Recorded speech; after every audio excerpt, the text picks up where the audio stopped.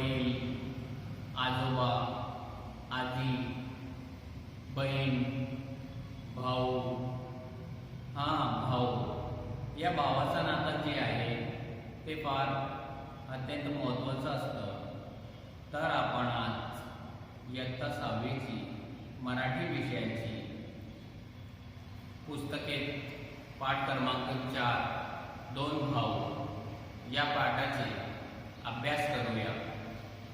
हा पाठ आपल्या पुस्तकातील पान क्रमांक 9 वर आहे आणि या पाठाचे लेखक आहे घनश्याम देशमुख. तर आपण पुस्तक आणि वही घेऊन या पाठाचे लक्षपूर्वक वाचन करा.